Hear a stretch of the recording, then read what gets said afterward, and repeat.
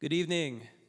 My name is Jay Rosenzweig, and I'm thrilled to be facilitating tonight's discussion with our special guests, Amy Engebretsen and Van Jones.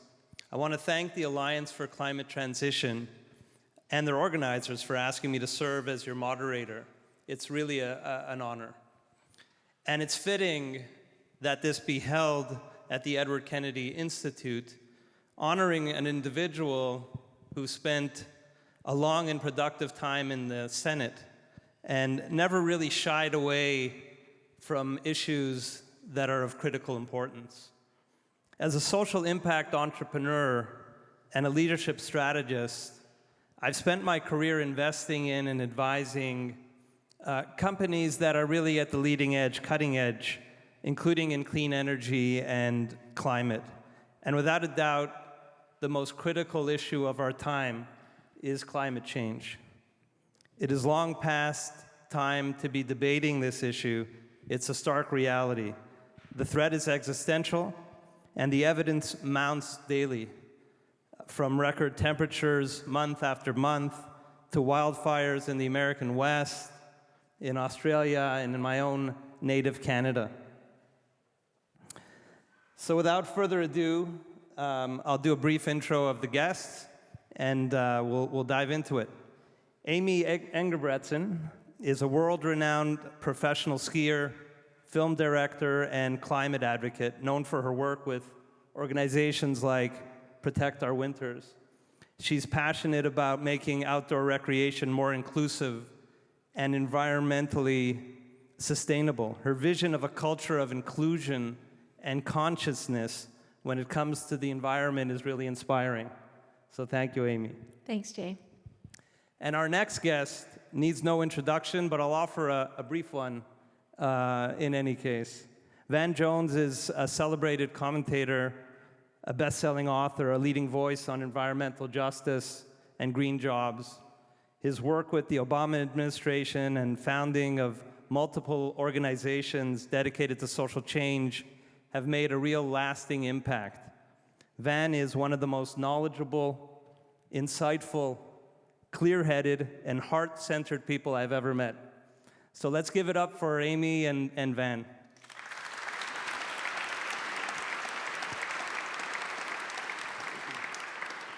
Van, let me start with you.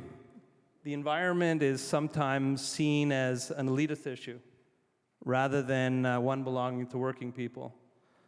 And I say this because I see unions not necessarily coming out against climate and climate action, but certainly cautious and focused on preserving jobs. And polls show a large population of workers value current jobs over predicted so-called green jobs.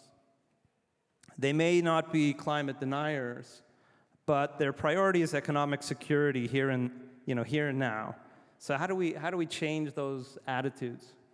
Well, first I just want to say I'm really glad to be here. I want to just acknowledge I do have a personal problem, which is I have at my house two small, unemployed and ungrateful people. And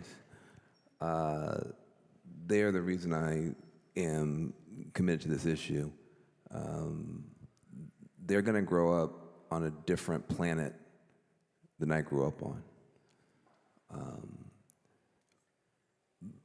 The planet I was born on, there was never a year when the North Pole was hotter than the Sahara Desert. Never happened. Certainly, if that had happened, it would be the same year that Texas froze.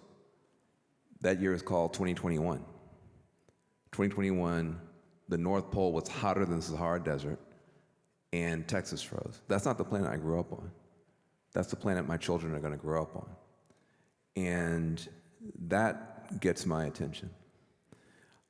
There are going to be some people who will rationally vote against us because their immediate self-interest will require them to do so. I don't think that's the main problem. That's actually a relatively small number of people. what you're actually seeing is increasingly rural voters in the United States are increasingly panicked about climate. And because they're seeing it. We're not talking to them enough. But there is a constituency of rural voters that if we were clear that we had solutions for them, they would join us. A lot of the sequestration that we want to happen for the soils in a rational carbon market, farmers would be happy to do less damage to the soil, have better farming techniques, and get paid to bring food to us, but to bring carbon out of the atmosphere. There are coalitions available to us, but we miss them. And Senator Markey, who's been my mentor, left, but I want to thank him. How did I even get into climate stuff? Somebody had to tell me I was a climate activist. I didn't even know I was a climate activist. I was a racial justice activist in Oakland, California, trying to get kids out of jail and into jobs in California in the early 2000s. And it turned out we had passed all these bills in California, clean energy bills, climate bills, and to support the solar industry. And we had companies ready to go. We had consumers that were ordering the solar panels, and no solar panels were going up. 3 months, 6 months, 9 months, because it turns out solar panels don't put themselves up. And nobody had thought through the workforce development and job training. And I had a moment. I'm trying to get these kids out of jail and into jobs, and I said, hold on a second. This is the most important work that needs to be done. Repowering America clean and green. And I've got these kids who most need work, standing on street corners in Oakland, in front of my house, getting on my nerves. And I said, well, what if we could take the kids who most need work and let them do the work that most needs to be done, fight pollution and poverty at the same time, and get these kids from in front of my house, getting in trouble, put them on top of my house, putting up solar panels. And that's where the Green Jobs Corps came from in Oakland. We got $120,000 from the Oakland City Council. We had 17 kids, and somebody took a picture. And a young lady who had just become Speaker of the House named Nancy Pelosi in 2007 saw the picture. And she said, whoever those folks are, I want them to come with me to Washington, D.C. And she took me by the hand to Washington, D.C. I was straight out of the grassroots activist scene in Oakland. We wound up in Washington, D.C., met Senator Markey and others, and people were so stunned that we had broken out of that elitist bubble and we're creating pathways out of poverty, green pathways out of poverty for kids that people had written off. And we said, look, if you guys are environmentalists, it's nice to meet you. You don't think you have any throwaway resources, we agree with you. No throwaway species, we agree with you. But no throwaway children or neighborhoods either. Why don't we join forces? And later that year, a guy named George W. Bush was so excited by Senator Markey and Pelosi getting around us, he signed the Green Jobs Act of 2007. I wrote a book about it the next year called The Green Collar Economy. A guy named Barack Obama read the book. And the next year, he brought me to the White House. Now I'm not running a $120,000 program. I'm helping to run an $80 billion interagency project. That's what happens when we get out of these little bubbles and we recognize that the best, you know what people need? They need more work, they need more wealth and better health. And the best pathway to more work, better health, and more wealth is a green economy, hands down. Hands down. So, Yeah. I think we gotta let the people who don't believe us, don't agree with it, or are scared, vote against us. Love them anyway. Love them anyway.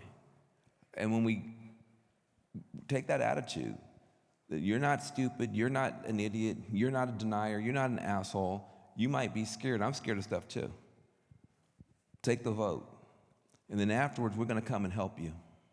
Afterwards, we're gonna take the asthma inhaler out of your little girl's pocket. We're gonna come and help you. And And when we show up with a heart of service and a heart of love and care, no matter who you voted for, that's going to have the biggest impact on the long run anyway. I hear you. Amen. Talking about coalitions, Amy, you mentioned to me in our discussions the concept of the outdoor state. So I want to learn more about the outdoor state. But as well, related to that, you referenced statistics that show the economic value of outdoor recreation. And I think that's really important. Outdoor recreation in the U.S. has so many benefits, and you're talking about economic value, which exceeds, according to your statistics, mining and chemical production and utilities and many other industries. So tell me about the significance of all of that and tie it into the outdoor state that you talk about. Yeah, absolutely. So the concept of the outdoor state comes from this organization that Jay mentioned that I'm a part of called Protect Our Winters. And Protect Our Winters is this nonprofit that is organizing outdoor lovers everywhere around protecting our climate, protecting our planet, protecting our playgrounds is what we say. Obviously, the Northeast is a huge outdoor hub. Raise your hand in this room if you love to be outside in any capacity. You're part of the outdoor state. My contribution to the outdoor state is as a professional skier, and I'm on the Athlete Alliance at Protect Our Winters. They have over 300 professional athletes in sports varying from skiing, snowboarding, climbing. We just added mountain biking. We're adding water, kayak, and they help us kind of like, again, how did I get here as a professional skier? They help us as athletes see our role as being leaders in the community and empowering us to do so. Speaking of being scared, I was very terrified. I see climate very directly being a professional skier. I've had the ability to travel the world and see the mountain ranges of the world. It's the best part of my job. And I've had the also tragedy of watching them change drastically and seeing the mountains. I'm from Lake Tahoe, California, seeing the winters and mountains and seasons change so drastically where I live, not to mention the wildfires. But I was always really scared to kind of speak up and get involved. I thought I wasn't worthy. Like, what is a professional skier gonna do about saving the planet?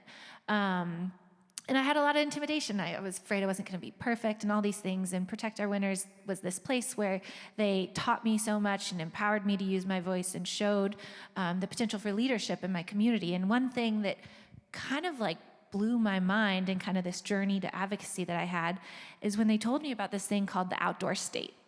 And right now it stands, the outdoor state, if you were to round up every person in the US alone that participates in outdoor rec, you get a number of about 175 million people.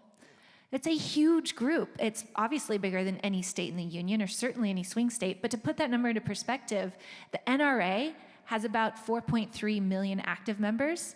So we like to think of this coalition of these crazy, passionate people that go out into the mountains and they ski in the rain, or you guys out here ski in the ice, and they go camping, and you're used to kind of doing these like crazy hard things. And what if we could harness that passion that these outdoor enthusiasts have, and rather than being apathetic and saying like, oh, keep your politics, off the trailhead, off the chairlift, which by the way we don't have the luxury of doing anymore.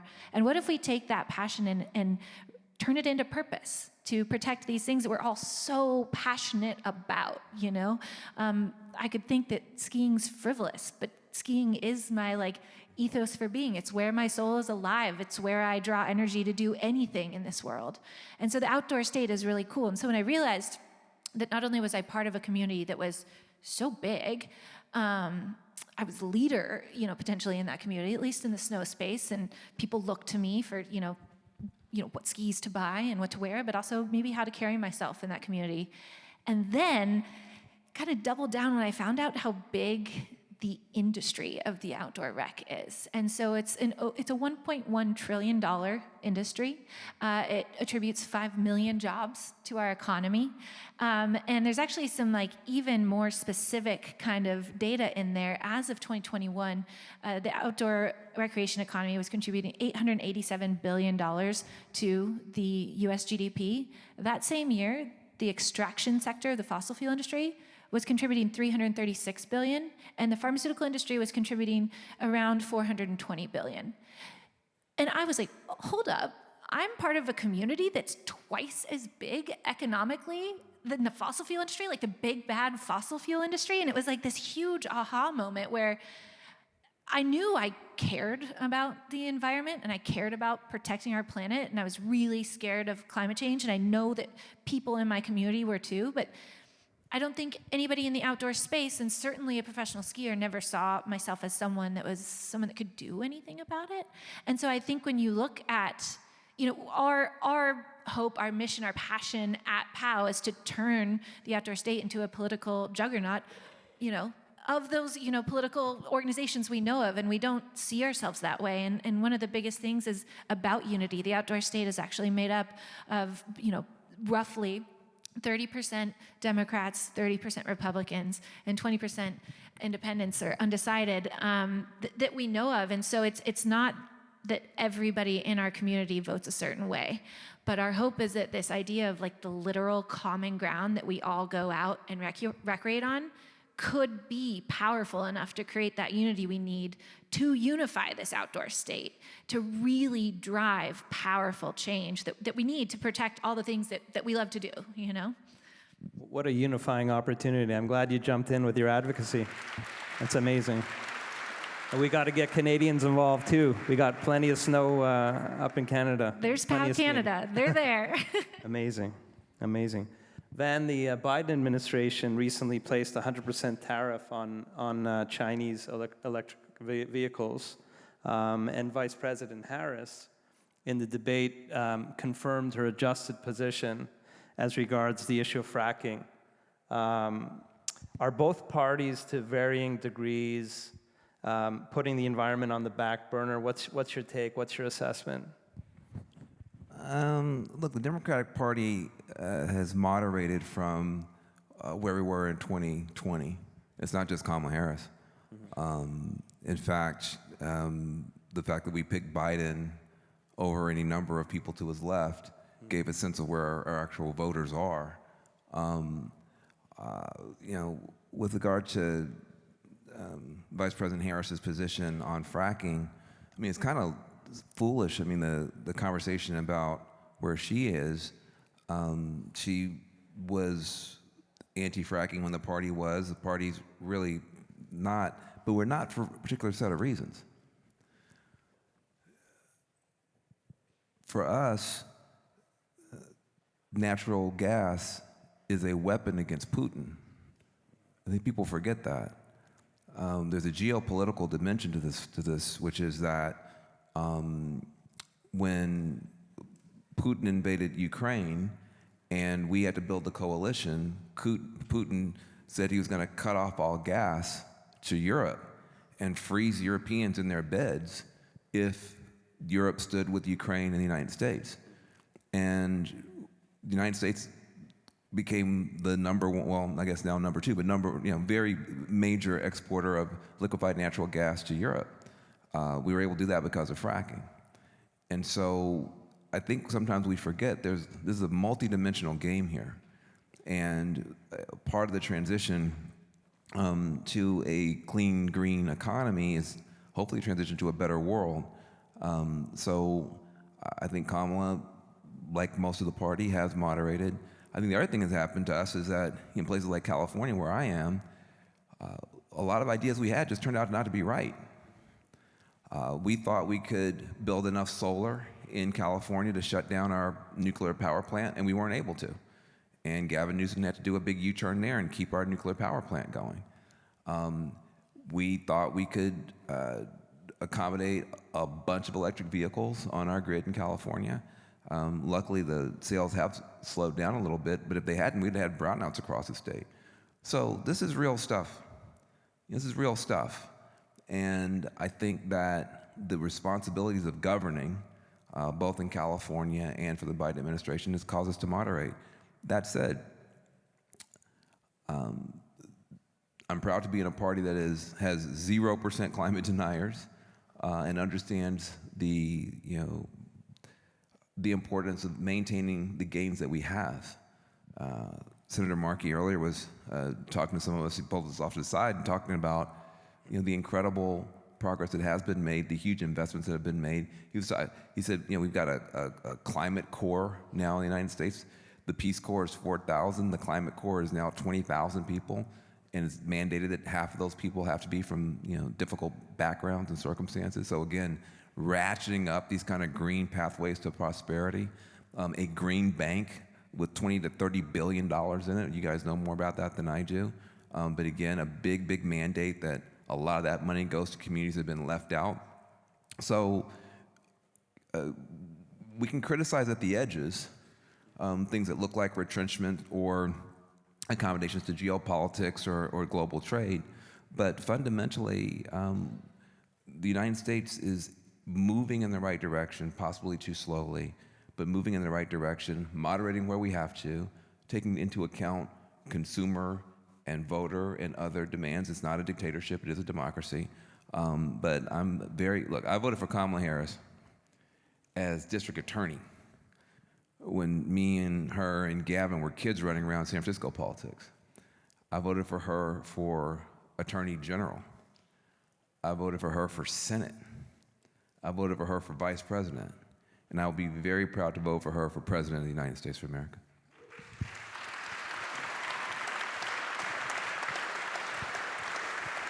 Amy, you alluded to, as a skier, the alarming observations you've made in terms of the environment. You see it firsthand in terms of the conditions on the hills, et cetera. I mean, those in the Northeast, including here in New England, have seen firsthand the effects of climate change, be it coastal erosion in places like Plum Island and Cape Cod in Massachusetts, or shortened ski seasons in Maine, New Hampshire, Vermont. In 2022, for the first time in history, in Ottawa at our Rideau Canal Skateway, it wasn't open a couple of years ago, and it was only open for a scant 3 days last year. So the subtext, I guess, is something we've talked about in the previous points that we've made. If we want to save the backcountry, we must decarbonize the front country. So from your perspective, how great is the threat to winter sports, and what can be done to protect our winter? Yeah. I mean, the threat is huge. A recent scientific report out of California said that California could be facing snowless winters by 2030. That's only two years after whoever's president next leaves office. It's so dire. And yes, as a winter sports professional and lover, it's easy for me to get wrapped up in the losing my winters. And obviously the issue around climate is so much bigger than that.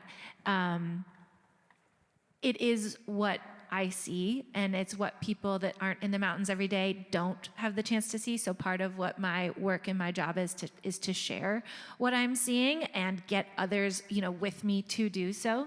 But I think that it kind of comes back again to what I was saying earlier in the ways I like to remind people talking about this is, yes, we all need to care that winters are going away in all parts of the world and what the greater planet implications of that are. But I think we've been talking for a long time about glaciers melting and polar bears dying, and nobody seems to care. So I like to change it back to kind of what I was saying earlier and talk about the financial implications of it. The 5 million jobs that are on the line, the trickle-down economics, think of the trickle-down economics of, rural New England if the ski industry goes away, which we're looking at, it's already changing drastically. And I think that that's a way to kind of unify people. Again, I wish everybody cared that the glaciers were melting and the polar vortex is splitting and the Arctic is hotter than the Sahara Desert. But I know that everybody cares about money. And it is an economic issue we face. It's a huge industry. And then the trickle-down economics of that are huge. And so I think that that's just a way, again, to kind of shift that focus to try to unify and bring everybody on board. It's, to me, yes, it is about all of these kind of really existential humanity issues that then affect, I want my kids one day to be able to ski. I do, and that's selfish. That's part of my why. But I think that my job is to find the why for everybody in my community, which again comes back to money and comes back to that future. I'd like to ask both of you, what gives you hope, if anything, in the fight against climate change? And are there any emerging trends, technologies, movements that give you cause for optimism? I mean, I have a lot of hope because 15 years ago when I was a black dude talking about this stuff, I was weird. The first time I met Michelle Obama, I had just gotten the appointment to be Obama's so-called green jobs czar, clean energy advisor. And I go to the White House, and I'm so proud and happy. And all the new appointees are there, and we're getting to shake hands with the president, and shake hands with the first lady. And she goes, "Well, what are you doing for us?" And I said, "I'm your clean energy advisor." She said, "What?" I said, I'm your clean energy advisor." She goes, "You're an environmentalist?" I said, "Yes, ma'am." She goes, "But you black." And we laughed and laughed because, 15 years ago, it was, kind of an Al Gore and polar bear thing. And now it's not. And the reason I worry less about trying to get all the people who don't agree to change their mind is all the people who do agree haven't been organized yet. All the people who get it and who want something better haven't been talked to, invited, hugged on, loved on, and included. And so we have a lot of work to do at a heart level and at a human level. I have a lot of hope. I don't know if we're going to get there or not, but you know what? Nobody who's done anything new on the front end. And I would tell you this, if you're an investor, my only criticism of you is you're not rich enough yet. If you're an entrepreneur, my only criticism of you is you don't have enough clients yet. If you're a politician, my criticism is you don't have enough donors and voters yet. But there is a Green Growth Alliance that's waiting to be built. We've got some of it built, but this can be and should be the biggest and most hopeful movement in the world, because there's a place here for everybody. There's a place here for rural folks. There's a place here for urban folks. There's a place here for scientists. There's a place here for investors. There's a place here for labor unions. There's a place here for everybody. And it's the only movement like that in the world, that if you're going to change it all, well, damn it, change it all. Change it all. We need each other. And so when I think about, again, these ungrateful people who live in my house, I'm not going to be here forever. I was born in '68, so I'll be 56 tomorrow, which is great. Yeah. Everybody in my high school didn't make it to 56. You know what I'm talking about. And so the chance of me being here in 56 more years, unless Elon Musk turns me into a cyborg, not very high. But my children, God willing, will be here in 56 years. And I want them to live in a fantastic society. I want them to live on a great planet. I want them to live knowing that so much is possible because we prove that to them, and we prove that to them for them. And I just want to say to each individual person here, don't underestimate your impact. That's the key to it. You individually can make a choice tomorrow to include somebody, to ask somebody to stretch just a little bit. I'm sitting here talking to you guys because literally we had 17 kids who needed a job.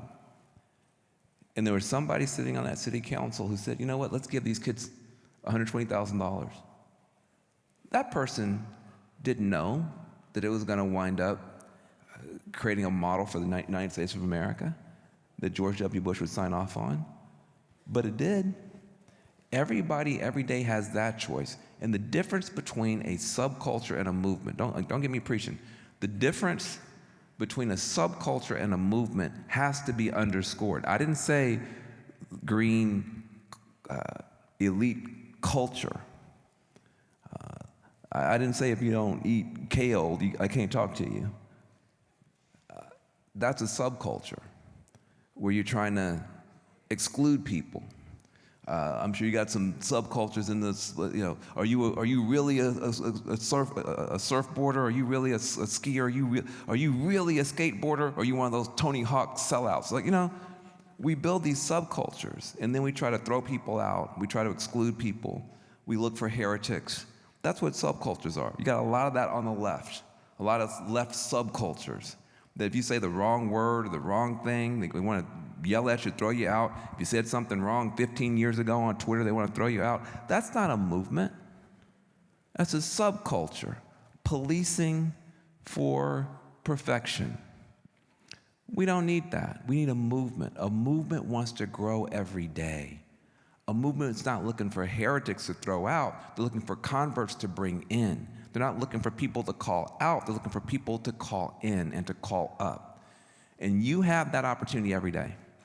You have that opportunity every day. And that's where the hope comes from. That's where the hope comes from. Amy, what say you? Tell me if you have hope. Yeah, I'm hopeful now after that.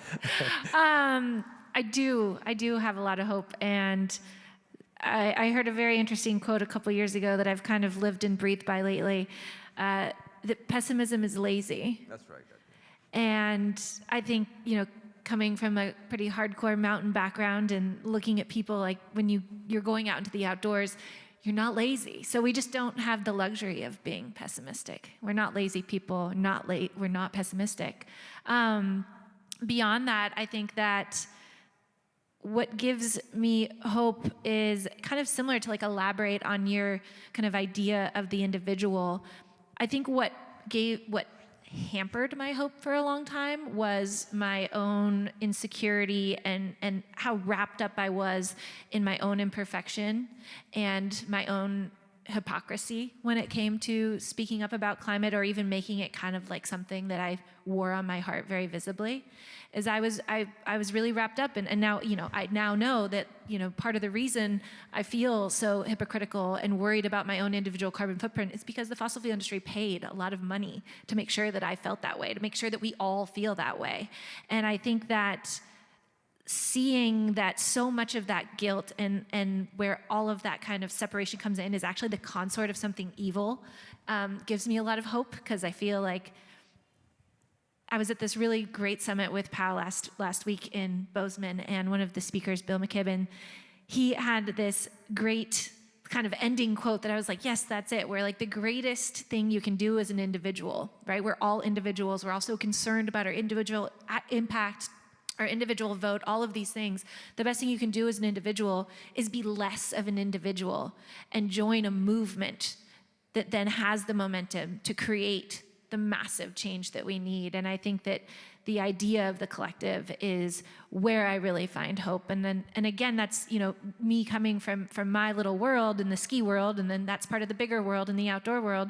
You know, my job is to sow that hope and call those people in and create this coalition that's this massive movement of so many individuals joining together. But I think it's all of our responsibility to do that within whatever our circle is, our sphere, and whatever fear, you know, there's a lot of fear. As a professional big mountain skier, people ask me all the time, like, aren't you so scared standing on top of a line in Alaska? Or they actually ask me, how are you not scared? And the reality, the answer to that question is, I am literally terrified. Every day of my living the dream job, standing on top of lines, I am literally gripped with fear. But it's something I love, and it's something that's really important to me. And so I have this skill of being really scared, but doing things anyway. And I think that that's something that people that come from the outdoors, but every walk of life, we all manage fear all the time. And I think we all have a lot of fear of calling someone in and getting scared of calling them in the wrong way or saying the wrong thing, or somebody pointing a finger at you because you drive this kind of car or you flew here for a vacation. But it's about kind of setting that fear down or holding space for it, but being scared and knowing that what we face is important enough and we're all passionate enough that we can be scared and do it anyway and take that step to bring people in. And we're so many individuals that we need to band together. And I just think that this idea of unity is huge for me. And I think I just go back to the saying of pessimism is lazy, and I'm just not doing it. Amazing. I think our time is up. I could go on for hours. Can I just say one more thing? Yeah, absolutely. One thing we don't talk enough about is just energy efficiency, especially for people who have houses. And some people don't have houses, but those of us who are blessed to. Like, we talk a lot about, fancy stuff and wind farms and solar, and I'm all for it. But you know what? That energy efficiency dollar is a miraculous dollar. If you focus on that, you can find a young person who doesn't have a job and say, look, we're going to give you a job caulking up folks' houses, putting in more energy efficient appliances. That dollar just cut unemployment. When that young person walks across the street and goes to grandmama's house and starts doing all that work, that same dollar that cut unemployment also cut her energy bill. And because her energy bill got cut and she's wasting less energy, down the street there's a power plant that has to work less hard. So you just cut pollution with that same dollar. And then when you cut that pollution, that means that there's less health problems. So that same dollar that cut unemployment and cut grandmama's energy bill and cut pollution yes, somebody agrees with me, also cut the asthma rate. And then you say, well, how much does it cost? Well, hold on a second. We spend a lot of time talking about how much it costs. You got to look at it. How much did you save, though? How much did you save? Green economics don't just focus on what you spent. It also focuses on what you saved.